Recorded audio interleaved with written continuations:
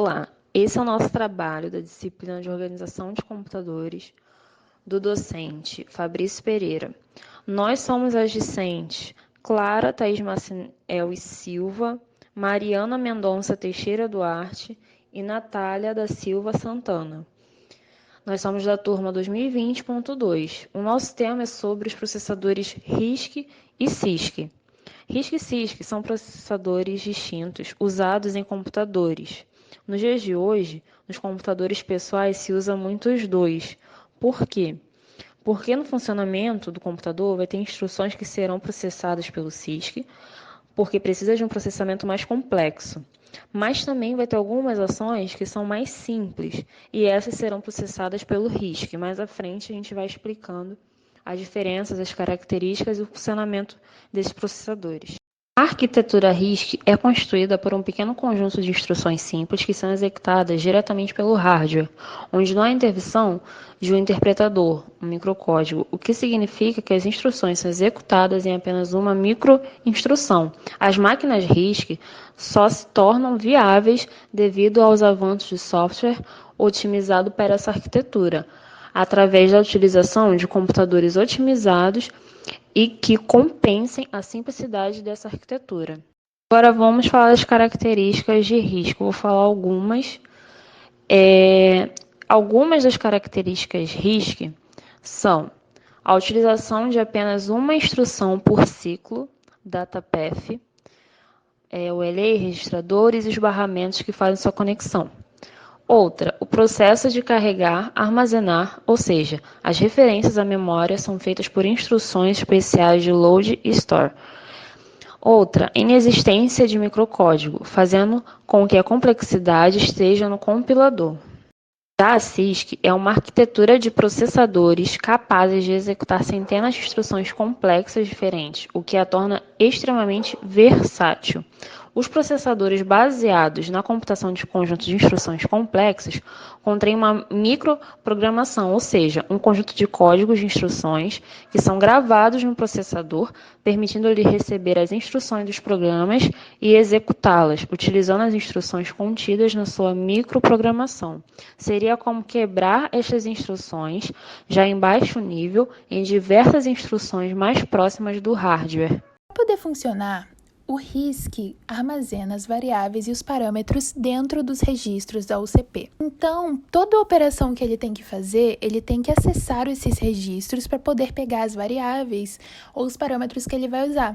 E isso faz com que o tempo de execução seja mais lento. Se ele quer fazer uma operação de soma entre uma variável x e uma variável y, essas variáveis estão dentro dos registros da UCP. Então, ele tem que buscar lá dentro para poder fazer a soma, e isso faz com que demore um pouco mais. Mas mesmo assim, todas as instruções têm o mesmo tamanho de bits. Como exemplos aqui, eu coloquei que ele é mais utilizado no meio comercial. Em todos esses sistemas, eu coloquei as principais características. Então, por exemplo, no Spark está aqui, compartilham um mesmo conjunto de instruções e um espaço linear de memória com endereços de 32 bits. Pode possuir um conjunto total de 512 registradores. Só que dentro desses registradores nós temos as janelas, e é nelas que são armazenadas as variáveis e os parâmetros. E isso faz com que o processamento seja mais rápido, porque a memória não vai ser tão utilizada. O RS-6000, que foi lançado pela IBM em 1990, só que a função lógica desse sistema é que ele processa o fluxo de instruções que é recebida, pela memória cache, e ele repassa ela para execução pela unidade, e pode ser de unidade de inteiros ou do ponto flutuante. A Alpha foi lançada pela DEC, em 1992. Atualmente, ela tem uma das maiores frequências de relógio do mercado. Só que dentro dessas 4 instruções, 2 são de valores inteiros e 2 têm pontos flutuantes. Só que o processador PowerPC é um dos mais modernos e dessa lista é um dos mais importantes. Foi lançado pela IBM, Motorola e Apple.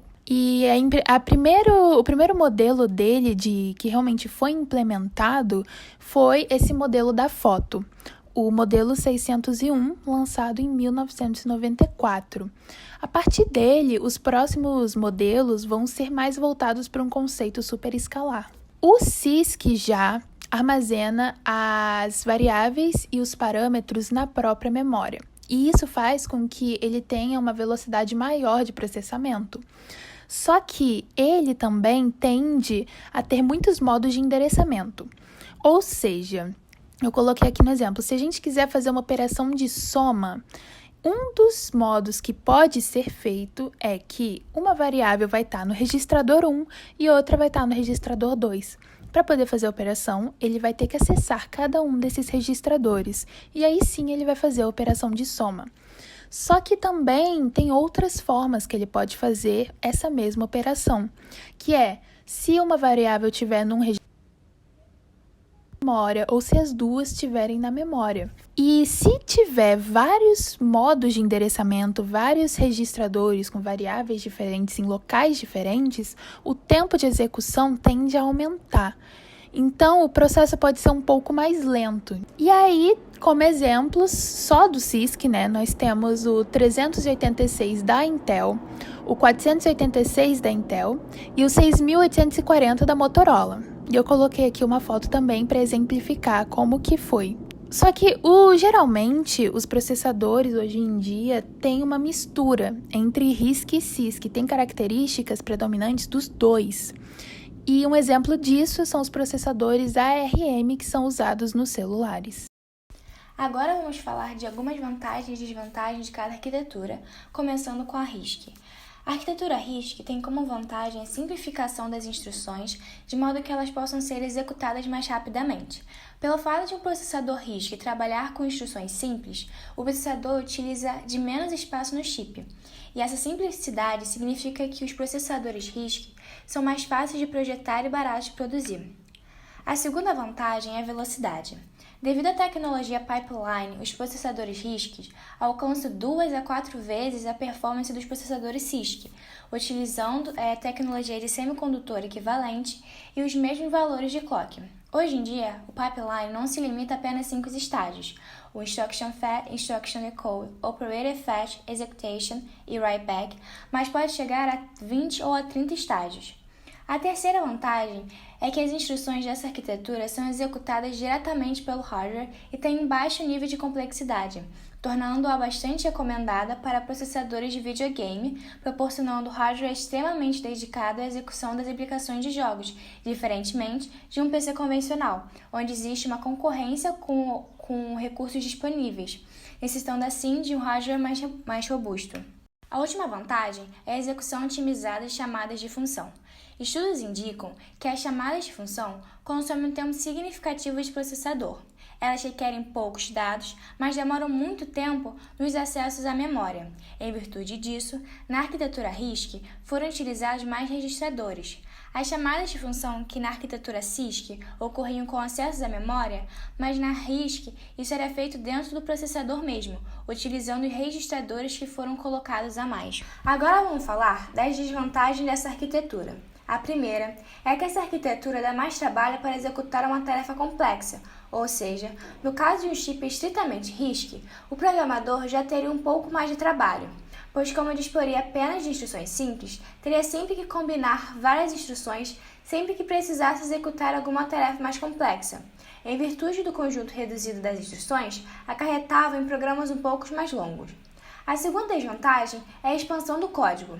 O fato da arquitetura CISC trabalhar com instruções únicas com ações complexas e as máquinas RISC trabalharem com instruções simples, a transição do código pode acarretar problemas. Então, o termo expansão do código refere-se ao aumento de tamanho que se obtém de um programa originalmente compilado para uma máquina CISC ter sido recompilado para uma máquina RISC.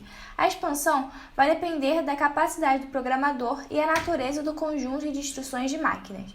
Por último, um dos pontos mais negativos da arquitetura RISC é o longo tempo de execução de cada instrução.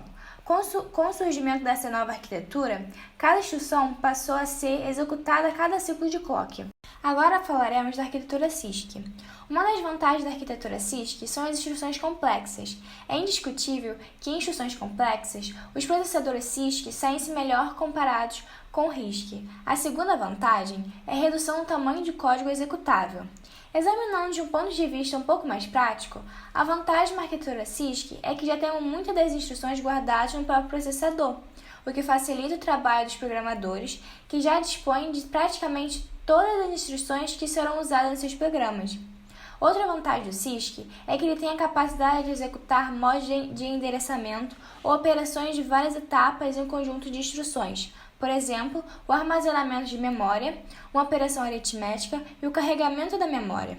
Por último, outro ponto importante é o fato de que, por possuir instruções mais complexas, o CISC pode implementar tarefas com menos instruções, o que leva a um menor uso de memória pelo programa. Para finalizar o trabalho, falaremos dos pontos negativos. O primeiro ponto negativo é a lentidão. O problema básico com as máquinas CISC é que um conjunto pequeno de instruções complexas torna o sistema consideravelmente mais lento. É necessário vários ciclos de processamento para resolver uma única instrução. Outra desvantagem é a impossibilidade de se alterar alguma instrução composta para se melhorar a performance. O código equivalente à instrução composta do CISC pode ser escrita no RISC de forma desejada, usando um conjunto de instruções simples da maneira que mais se adequar. Sendo assim, existe uma disputa entre o tamanho do código versus o seu desempenho. Por último, como a nova gerações de uma família de processadores geralmente envolve a geração antecessora, todo o conjunto de instruções quanto o hardware do chip tornam-se mais complexos.